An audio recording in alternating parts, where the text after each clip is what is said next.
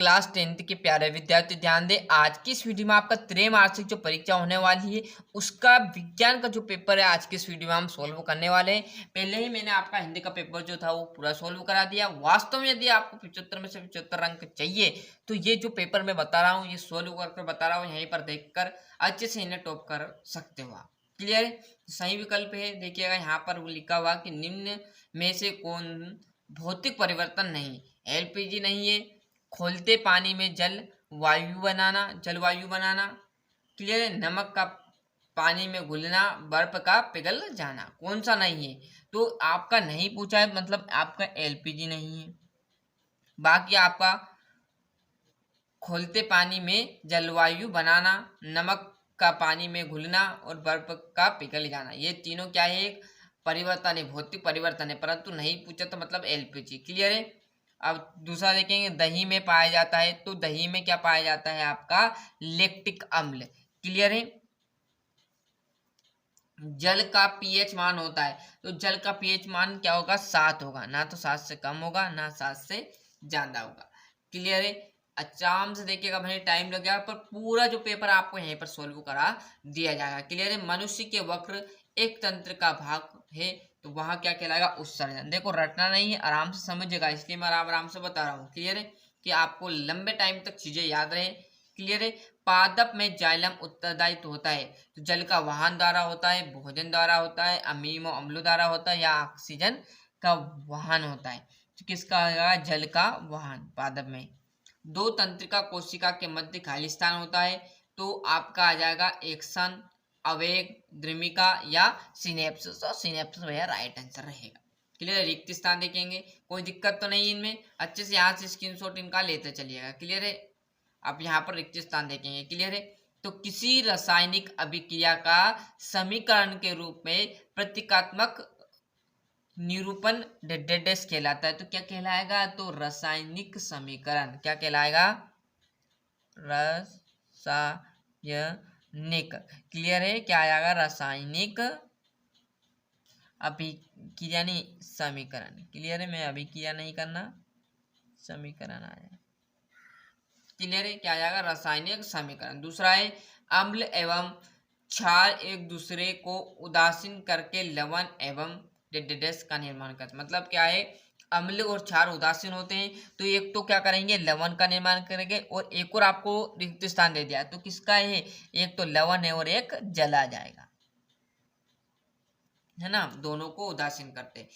धात्विक ऑक्साइड प्रिय होते हैं, क्या होते हैं? अम्लीय होते हैं या क्षारीय होते हैं? दोनों में से एक चीज होंगे तो क्या होंगे? क्षारीय होंगे। क्लियर है? तो यहाँ पर लिख देना है, सॉरी गलत हो गया, यहाँ पर लिख देता हूँ मैं छा के, है ना? और वे सभी प्रक्रम जो सम्मिलित रूप से अनुरक्षक का कार्य करते हैं डेटालेस कहलाते हैं तो जैव प्रक्रम कहलाएंगे। क्लियर है? क्योंकि जैव प्रक्रम से चैप्टर से क्वेश्चन है, जैव प्रक्रम। आ गई बात समझ में? पांचवा है हमारे शरीर में नियंत्रण एवं समन्वय का कार्य डेडेस तथा डेडेस द्वारा होता है तो एक तो आ जाएगा तंत्रिका तंत्र और हार्मोन्स द्वारा। क्या आ जाएगा यहाँ पर? तंत्रिका तंत्र। यहाँ पर लिख दिया जाएगा, है ना? एक पहले में जो आएगा आपका तंत्रिका तंत्र, और जो दूसरा है उसमें आ जाएगा हार्मोन। क्लियर? क्या आ जाएगा? हार्मोन। क्या आ जाएगा? हमारे शरीर में नियंत्रण एवं समन्वय का कार्य तंत्रिका तंत्र तथा क्या आएगा? हार्मोन्स द्वारा होता है। छठा है किसी गोली दर्पण की फोकस दूरी उसकी वक्रता त्रिज्या की डेडेस होती है तो क्या होती है? आधी होती है। क्या आ जाएगी? आधी। क्लियर है? दुगनी नहीं होगी, क्या हो जाएगी? आधी हो जाएगी। आगे बात समझ में? तो ये पहला आ जाएगा रासायनिक समीकरण, दूसरे में जल, तीसरे में आपका क्षारी, चौथे में जैव प्रक्रम, पांचवें में आ जाएगा तंत्रिका तंत्र, दो रिक्त स्थान है और हार्मोन, और आपका छठे में आदि आ जाएगा। अच्छे से ले लीजिए यहाँ से स्क्रीनशॉट। अब बचा क्या है? जोड़ी। क्लियर? तो जोड़ी देखिएगा, पहली जो आपकी जोड़ी यहाँ पर आएगी वो क्या आ जाएगा? ऑक्जेलिक अम्ल जो रहेगा वो टमाटर में पाया जाता है। आ गया भैया। दूसरा है प्लास्टर ऑफ पेरिस तो सभी को पता है प्लास्टर ऑफ पेरिस का सूत्र क्या आ जाएगा आपका CaSO4 1 और बटे में आ जाएगा 2H2O, 2 हो गया। तीसरा है क्लोरोफिल। तो क्लोरोफिल जो है प्रकाश के संश्लेषण में पाया जाता है, तो ये आपका तीसरा। चौथे में आ जाएगा न्यूरॉन। न्यूरॉन आपका तंत्रिका तंत्र की एक क्या आ जाएगी, इकाई आ जाएगी, है ना। और यहाँ पर पांचवा देखेंगे अभिसारी लेंस क्या आ जाएंगे, तो अभिसारी जो लेंस रहेंगे वो उत्तल लेंस रहेंगे, मतलब आपका पांचवा। और छठे में वर्ण विक्षेपण, तो वर्ण विक्षेपण आ जाएगा त्रिभुजाकार प्रिज्म के कारण। मतलब आपकी जोड़ी देखिएगा, पहली टमेटर, दूसरी आपका सूत्र और तीसरे में क्लोरोफिल किसके कारण होता है, प्रकाश संश्लेषण में। न्यूरॉन एक तंत्रिका तंत्र की इकाई है। अभिसारी लेंस उत्तल लेंस रहेगा और वर्ण विक्षेपण क्या आ जाएगा आपका जो यहाँ पर त्रिभुजाकार प्रिज्म में वर्ण विक्षेपण होता है। आगे बात समझे। जैसे हम यहाँ पर पेज पलटेंगे तो आपके एक वाक्य और जो सत्य असत्य है वो आपके सामने आ जाएंगे। क्लियर है। थोड़ा सा जूम कर देता हूँ, देखिएगा। पहला क्लियर है, नेत्र के किस भाग पर वस्तु का प्रतिबिंब बनता है, तो आपका रेटिना पर। किस पर बनेगा, रेटिना पर, मतलब जो आँख की पुतली है ना उस पर।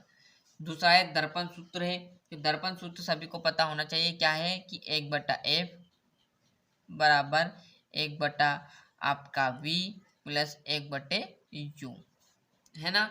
दूसरा है लेंस की क्षमता के लिए सूत्र लिखिए तथा उसका मात्रक लिखिए। क्लियर है। तो लेंस के लिए सूत्र आपका मात्रक क्या आ जाएगा, SI मात्रक। क्लियर है। मात्रक क्या आ जाएगा, SI तो मात्रक हो जाएगा।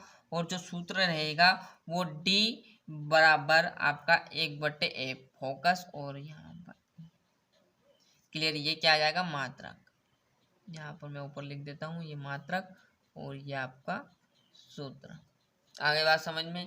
और तीसरा है वायु की अनुपस्थिति में होने वाले शोषण को क्या कहते हैं, तो अवायवीय शोषण। मतलब वायु के अनुपस्थित, मतलब वायु जब नहीं रहेगी तो उससे क्या कहा जाएगा, अवायवीय शोषण। तो आ जाएगा अवायवीय शोषण। देखो आराम आराम से जितना समझोगे ना उतना आपको समझ में आता चला जाएगा। मैं फटाफट बताऊंगा, अभी टाइम है, आराम से देखो आप, है ना। प्रतिवर्ती क्रिया को कौन नियंत्रण करता है, तो जैसे प्रतिवर्ती क्रिया हो गया आपकी, मतलब जैसे ही आपने देखा होगा ये लीड जैसे ही आपके पास आई तो आपका हाथ दूर चला जाएगा। क्लियर। जैसे मैं ये लीड आपकी आँख के पास ले जाऊंगा तो आपकी आँख की जो पुतली वो आपृत बंद हो जाएगी। भले आप नहीं करना चाहोगे, एक बार ट्राई जरूर करिए, आँख मत फोड़ लेना ऐसे, है ना। क्लियर है। जैसे आप किसी भी चीज को आपके पास ले जाओगे तो आप यूं कर लो खटाक से। क्लियर है। क्योंकि ये आप नहीं कर रहे हो, ये क्या हो रही, प्रतिक्रिया हो रही। क्लियर है। ये प्रतिवर्ती क्रिया है। क्लियर है। तो प्रतिवर्ती क्रिया को कौन नियंत्रित करता है, तो मेरु रज्जु। क्लियर है। डाक्ट कहाँ पर होता है, इससे मस्तिष्क से संपर्क होता है। क्लियर है। मेरु रज्जु। जब किसी यौगिक से ऑक्सीजन संयुक्त होती है क्या कहलाएगी, तो उपचयन। क्लियर। क्या आ जाएगा, यहाँ पर लिख दिया जाएगा नीचे, उपचयन। क्लियर। पहले का आपका आ जाएगा रेटिना, दूसरे दर्पण सूत्र 1/F बराबर 1/V प्लस 1/U। लेंस की क्षमता के लिए सूत्र लिखिए, उसका मात्रक, तो मात्रक आपका SI और सूत्र है D बराबर 1/FM। क्लियर है। वायु की अनुपस्थिति में होने वाले शोषण को क्या कहते हैं, तो अवायवीय शोषण कहा जाता है। क्लियर है। प्रतिवर्ती क्रिया को कौन नियंत्रित करता है, मेरु रज्जु। और किसी यौगिक से ऑक्सीजन संयुक्त होता है तो अपचयन द्वारा। सत्यासत्य है, शुद्ध जल का पीएच मान 7 होता है, तो ये बिल्कुल सत्य रहेगा। क्लियर है। ये बिल्कुल राइट रहेगा, तो चाहो तो सत्य लगा दो या राइट का ऑप्शन लगा दो, है ना। स्वस्थ मनुष्य के लिए स्पष्ट दृष्टि की न्यूनतम दूरी 20 सेंटीमीटर होना चाहिए। गलत बात है। कितनी होनी चाहिए, 25 सेंटीमीटर लगभग आपकी किताब आपकी आंखों से दूर होना चाहिए। ये 20 सेंटीमीटर था तो गलत है, 25 सेंटीमीटर कम से कम हमारी दूरी बनाकर रखनी चाहिए, जिससे हमारी आंखों पर कोई इफेक्ट नहीं पड़ेगा। यदि आप पास रखोगे तो आपकी आंखें खराब होने के चांसेस बढ़ जाएंगे। क्लियर है। जितना हो सके तो आप किताब दूर रखें अपनी आंखों से। मुकुलन द्वारा आलेखिक जनन ईस्ट में होता है, तो बिल्कुल सत्य बात है। भोजन नलिका के दुक्षांत में भोजन का पूर्ण पाचन होता है, तो ये बात भी सत्य बात है। और आघातवन्यता एवं तन्यता धातु का प्रमुख गुण है, तो ये भी बात सत्य है। क्लियर है। और आपका केक व पाव रोटी बनाने में बेकिंग सोडा पदार्थ का उपयोग किया जाता है, तो ये बात भी आपकी सत्य सही है। क्लियर। थोड़ा सा इसमें और डाउट है, आप जरूर से एक बार देख लेना। क्लियर है यहाँ पर, है ना। बाकी तो सभी आपको सत्य मिल जाएंगे। और यहाँ से आपका छठे क्या आ जाएगा, रासायनिक समीकरण से आप क्या समझते हैं, किसी संतुलित समीकरण का उदाहरण देना, वियोजन अभिक्रिया। बहुत सारी चीज़ें आपको चैनल पर मिल जाएगी। क्लियर है। सर्च कर लेना या प्लेलिस्ट को फॉलो कर लेना। क्लियर है। विज्ञान से रिलेटिव यहाँ से स्क्रीनशॉट ले लीजिए। ये आपका 10वां ये प्रश्न उत्तर आपको जहाँ से आपको सर ने बताया आपने याद किया हो, वहाँ से इन क्वेश्चनों को अच्छे से याद कर लेना है। क्लियर है। क्योंकि मैं अभी बताऊंगा फिर आप कंफ्यूज होंगे, आप सर का करोगे कि मेरा। जो आपको पहले से पता है वो आप वहीं से कर लेना। क्लियर। तो आपके लिए अच्छा रहेगा, मतलब कम टाइम में आपको याद भी हो जाएगा, वो चीज़ पहले से याद होगी तो। क्लियर है।